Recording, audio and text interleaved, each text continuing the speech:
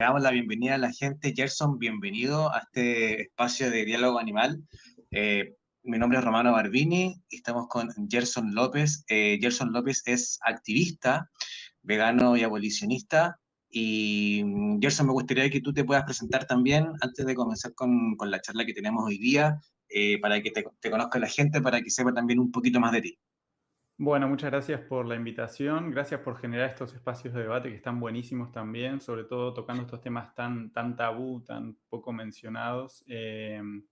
Y bueno, básicamente soy activista hace 2 años, pero bueno, mi primer año en el activismo fue básicamente decir cualquier cosa, no sabía que había un marco teórico, digamos, referido a los derechos animales, no conocía la historia del veganismo y bueno, como todos los que empezamos con las temáticas relacionadas a los demás animales, bueno, el gran mundo que te absorbe es el del bienestar animal, el del bienestarismo, el de las organizaciones dominantes, que, bueno, ya a través de todos los espacios en los que participo, al mismo tiempo que hacemos educación vegana en la sociedad, también, bueno, cuestionamos mucho cuáles son las ideologías dominantes en el movimiento animalista.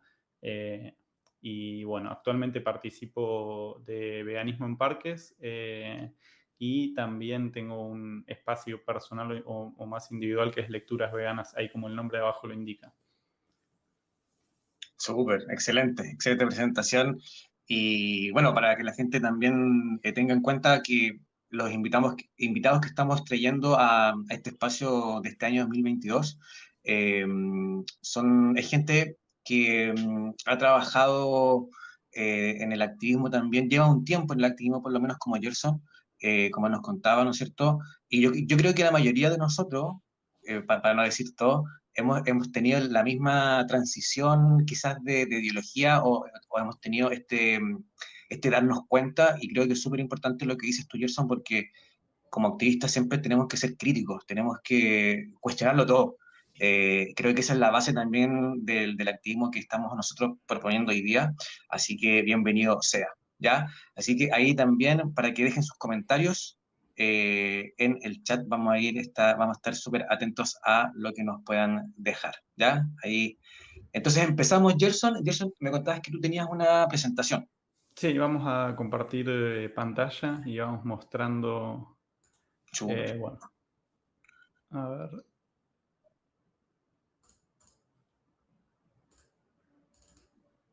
ahora sí, espero que lo vean todos y cuando me den el ok de que se está viendo, empezamos.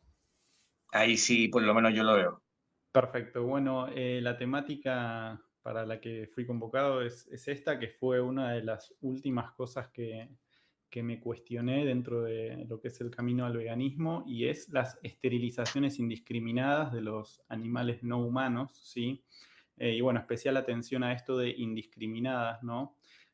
Porque, es decir, no se cuestiona cualquier esterilización, sino las que hacemos por inercia, por no reflexionar, y en las que agarramos, bueno, a individuos pertenecientes a algunas especies y decidimos sobre sus cuerpos, ¿no? Y vamos a analizar entonces si esto es, bueno, es una explotación más que hacemos de los demás animales, o si, bueno, si estamos justificados o legitimados moralmente para llevarlas adelante. Bueno, los ejes de la charla, que de todas maneras, aunque parezcan que son muchos, va a ser bien breve, es, bueno, siempre volver y partir de lo que es la definición del veganismo, ver qué había como preocupación de los pioneros respecto de este tema particular. Bueno, y en el marco de lo que es la ética deontológica, vamos a analizar los derechos animales y, bueno, algunas excepciones que hay al cumplimiento de los derechos de los demás animales. También vamos a definir qué es explotar brevemente, qué es castrar, cuál es la finalidad de las castraciones, que lo que hacen es esterilizar a los demás animales, y bueno, ver si esto es acorde al veganismo de los derechos animales y ver cuándo una castración podría llegar a estar permitida.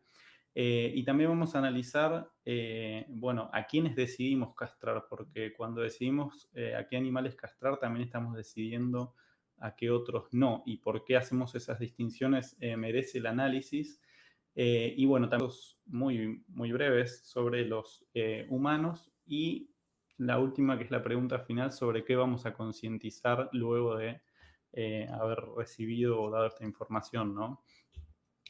Y bueno, Súper. ya en busca del veganismo, que lo escribió Leslie Cross en 1949, había cuestiones relacionadas a la castración, ¿no?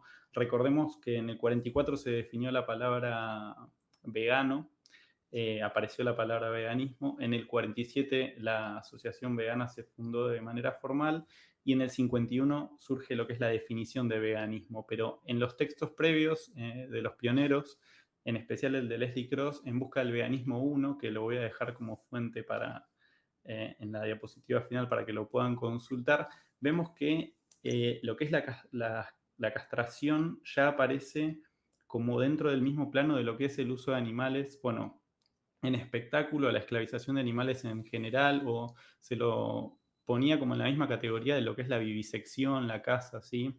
Eh, Tengamos en cuenta que el veganismo con Donald Watson surgió como más que nada como una definición práctica de qué era ser vegano, que era vivir alimentándose en base a frutos, semillas y legumbres, ¿sí? Y después esto devino en un principio que es el siguiente, y como adelantaba antes Leslie Cross en 1951, junto a los pioneros de la Vegan Society, dijeron que el veganismo es la doctrina de que el ser humano debe vivir sin explotar a los demás animales. Y porque lo haya dicho Cross no significa que sea verdadero, pero es realmente verdadero, es la extensión lógica de la no esclavitud de quienes somos humanos, que fue un movimiento previo de liberación, bueno, y hacia los demás animales. Así que es una definición que es absolutamente lógica y coherente y por eso la tomamos. Y bueno, ya podemos ver que en los usos como la alimentación que hacemos de los demás animales, digamos en la vestimenta, en el transporte, en la experimentación o en el entretenimiento, eso es explotación, ¿sí? Usarlos para una finalidad ajena a esos individuos, ya sabemos que es explotación. Ahora, castrar dentro del movimiento animalista no está determinado como una explotación que hacemos de los demás animales. Entonces, esa es la búsqueda de este diálogo, de esta charla, y es ver si esto encuadra dentro de lo que es explotación o no, o si tiene que ver con el individuo sobre el cual vamos a estar vulnerando el derecho a la integridad física. Bueno, como siempre, desde estos espacios comentamos que la ética, el marco es la deontología, que es la ética de los deberes morales, es decir, lo que vamos a estar analizando acá es la conducta de nosotros, los sujetos capaces de ser responsables de nuestros actos, y entonces en ese marco aparecen los derechos, es decir, nuestras obligaciones morales que tenemos para con los demás seres sintientes. Y como ya hemos reconocido al hacernos veganos, sabemos que los demás animales, así como nosotros, tienen interés en no ser propiedad, y nosotros entonces, en función de esos intereses que sabemos que pertenecen a todo ser sintiente por el hecho de ser sujetos y no objetos, hay un derecho que defiende este interés, que es el absoluto a no ser explotado, ¿sí? ¿Y por qué absoluto? Porque ese derecho no va a estar supeditado a ninguna excepción, ¿sí? Ahora bien, tenemos otros derechos fundamentales, como son otros intereses fundamentales, como son el interés en vivir o el interés en evitar el daño físico o psicológico. Y esos intereses están, bueno, amparados por derechos a la vida y derecho a la integridad física y psicológica, pero son relativos. Es decir, en situaciones excepcionales, se puede ir contra esos derechos. Vamos a ver en especial sobre el último, si es que estamos avalados o legitimados a ir contra la integridad física de los demás animales, quitándoles bueno, sus órganos sexuales. Vamos a aclarar esto, digamos, de qué es un derecho relativo. Bueno, el derecho a la vida es relativo y antes de que piensen que yo estoy loco, explico la excepción. Es decir, si alguien pone en riesgo mi vida, o sea, yo tengo un absoluto riesgo a perder mi vida y eso está siendo cometido por un otro, bueno, estoy justificado, legitimado a no respetar ese derecho a la vida de ese otro individuo para proteger la mía, ¿sí? Son situaciones excepcionales. A priori todos tenemos derecho a la vida. Y el derecho a la integridad física, bueno, también tiene una excepción que es cuando necesito que se trabaje sobre mi integridad física para conservar la salud, ¿sí? Y en este caso, el de los demás animales, hablamos de, bueno, nosotros ser tutores de ellos. Entonces, en el ejemplo que se pone en cuestión para ejemplificar esto, supongamos que A es tutor de B y, bueno, B necesita un tratamiento médico debido a que su vida o su salud corren riesgo. Bueno, ahí estamos justificados a intervenir sobre la integridad física de nuestros tutelados para salvaguardar justamente esa integridad, o sea, para que conserve nuestro individuo que está a nuestro cargo su salud, ¿sí? Esto pasa todo el tiempo, es bastante común. Y bueno, entonces otra cuestión que debemos definir es qué es explotar. Y bueno, explotar es el acto de utilizar a otro individuo para un beneficio propio y no del sujeto utilizado. Es básicamente para un beneficio ajeno al individuo involucrado, ¿sí? Bueno, si lo utilizamos mediante el engaño o la coacción a ese alguien, lo estamos explotando y claramente también si no tenemos su consentimiento libre e informado, o cuando no lo tenemos, pero el acto va en detrimento de la dignidad del sujeto, ahí también hay explotación. Es decir, si hay finalidad instrumental, es decir, si ese individuo está sirviendo de instrumento para satisfacer los intereses de un tercero, ya se rompe con, digamos, el hecho de que los individuos, todos, sin importar la especie, somos fines en sí mismos, ¿sí? Y entonces, ¿qué es castrar? Bueno, castrar es extirpar, amputar, extraer o retirar los órganos genitales de otros individuos y es la técnica quirúrgica por la cual los animales, tanto humanos como no humanos, quedan esterilizados, digamos. A través de esto es lo que se causa la esterilización y eso impide la reproducción. Y la finalidad de las castraciones, bueno, pueden ser distintas y puede ser médica, es decir, porque corre riesgo la salud del individuo, o puede ser regular una determinada población de individuos, o puede ser evitar que nuevos individuos sufran, o también cambiar la conducta de ciertos individuos, hacerlos más dóciles, por ejemplo. Entonces, si la finalidad es médica, y acá, digamos, hay que tener un especial cuidado cuando en el mundo no vegano en el que vivimos, en el mundo especista, cualquier castración está avalada por médicos veterinarios y hasta se suele argumentar que son necesarias estrictamente en términos médicos. Pero ¿qué pasa? Bueno, vivimos en un mundo en donde con suerte el 1% de la población reconoce a los demás animales como individuos, es decir, es vegana, entonces cada aval o cada explicación que se dé para decir que la castración es médica tiene que tener un estudio pormenorizado de la situación de ese individuo, ¿sí? Pero si la finalidad es médica, es decir, se está interviniendo en la integridad física del individuo por ese individuo mismo, ¿sí? Y acá no habría una finalidad instrumental, no habría un interés de un tercero que estaríamos buscando satisfacer. Ahora, si la finalidad es regular la población, lo que se está haciendo es interviniendo en la integridad física del individuo, pero por motivos ajenos al individuo en cuestión, y hay una finalidad instrumental, claramente.